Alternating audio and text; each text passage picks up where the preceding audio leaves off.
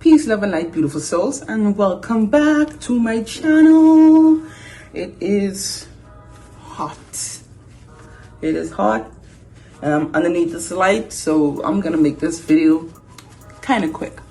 Okay, so recently I have done an ACV soak on a particular client, and I decided to use this opportunity to talk about scalp development. Now, one of the tricky things we need to realize when dealing with locks is that a person's scalp is just as important as their hair type or hair texture. Because we have people, there's a vast majority of people who either cannot handle too much styling, heavy product, or too tight of a retwist, and that affects the locks. We end up seeing folks who end up with either flaky locks, extremely itchy locks, or just the scalp is just like it's deteriorating, So yeah, I recently had a client who has sensitive scalp. I call this sensitive scalp. There's nothing wrong with the scalp. I also have a client who has eczema, and the eczema has reached to their scalp to the point where they're losing hair, like out of the root, thinning. I've fixed it, I've corrected, video loading soon. But like I said, with this particular person, and anytime I have talked to him or dealt with him and his locks, he always said that the person either have his hair so tight that his styles can't last, he has to loose it out, and when he loose it out, it's extremely itchy and a lot of flakes and a lot of buildup. Now, I end up doing an apple cider vinegar soap on him, and even during that, I can see his scalp reacting. It started to have this layer of skin cells with the apple cider vinegar soap brought up, and I was able to, and I use comb, and I could have just raked it right up. So that shows me he has very volatile scalp that's easily aggravated, easily triggered, and easily damaged. So after I did my soak and soaked him, I decided to give him some tips, and I'm like, people with your type of hair and or scalp, you need not having a bunch of products, because he said he doesn't know what the old Loctitian use, but his head was extremely, please excuse my iron board in the background, I didn't really have time, I just came from brunch. But anyways, just saying that his scalp was just severely, whatever. And at the end of the day, you have to know your head better than anyone. Do not trust your hairdresser, do not trust your loctician, because I have witnessed where locticians and hairdressers bypass things that need addressing or dealing with to make a quick buck, to have you looking nice and neat and hair on fleek, but the stability and the durability of that hair is fragile AF. And it kind of triggers me, it kind of pisses me off, because I have to understand that not everyone is like me. Not everyone appreciates a healthy head of hair, a healthy head of locks. Not everyone appreciates the health of your hair as opposed to having it in the baddest, sleekest, neatest hairstyle.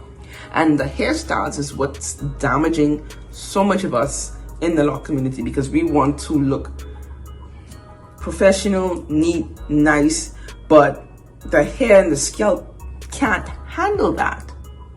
And the sooner we accept being more open about just free forming and locks looking rough like they're supposed to be, and stop minimizing them to looking neat and polished all the time, you will lose the product buildup, you will lose the tension on your scalp, and you will lose the irritation in the scalp.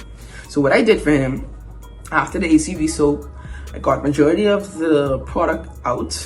I needed to do another soap, but I ran out of the ingredients because I wanted to dip his hair again. But you see that? Do you see this? This shit is mercury. So I'm like, I want to soak you again, but you know what? I'm going to work with what I got. And this is all the products that I have to do, my baking soda, apple cider vinegar, lime juice, all that. I used the last I had on him. So I'm like, you know what, I'm gonna make it work. So I end up doing some dry spotting, dry washing with the same, amount of product in my spray bottle, and I was able to get a lot more out.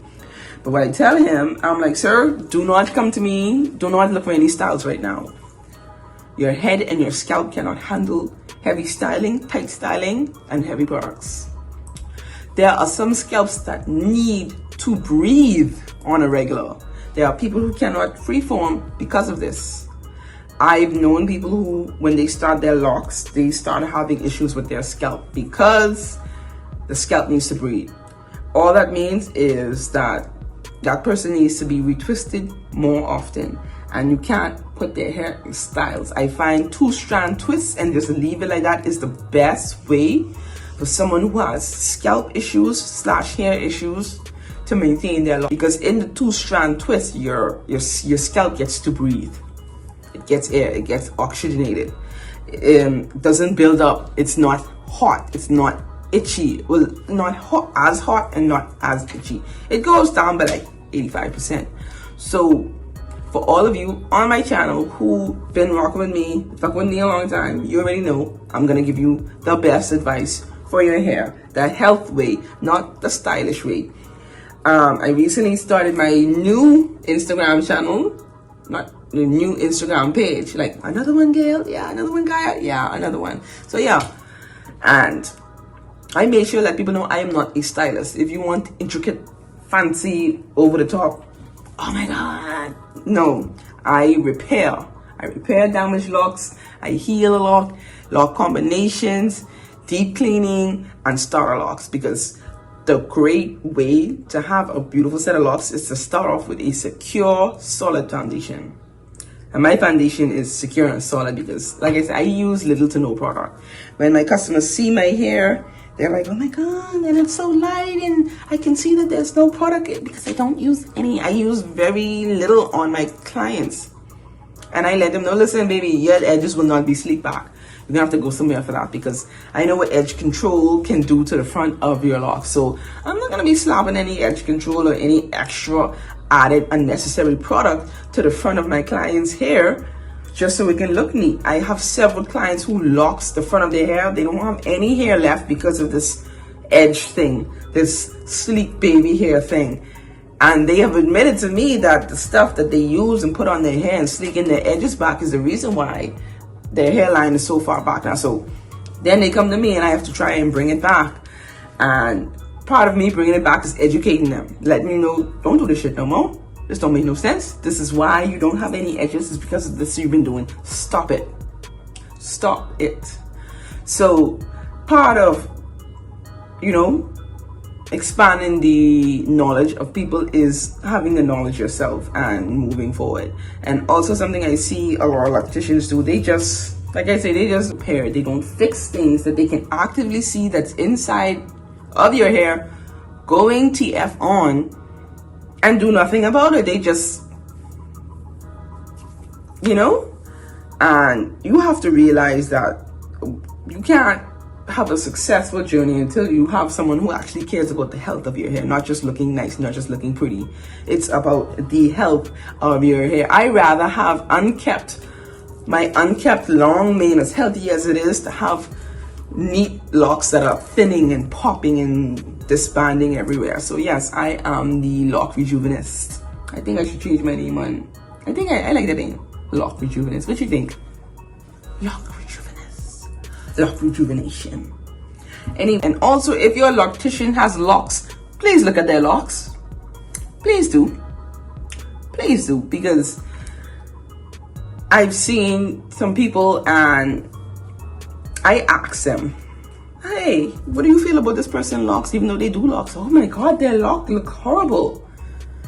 If this person does locks as a profession and their locks look like shit, either severely damaged or not properly taken care of or falling out or thinning, what does that mean for you as her client? Like, come on, people. Come on, people. There's one lady that I would go to if I really want a nice style and I want to do it myself, and that her name is Clinae, and her locks are just as luscious and thick and beautiful as mine. And I looked at her locks and I'm like, you do locks? I want mine to look like yours. And I use that as an example. Do not go to someone who has locks, who do locks, if their locks look like shit. Like, let's use common sense. We gotta start using common sense in a lot of these scenarios and situations.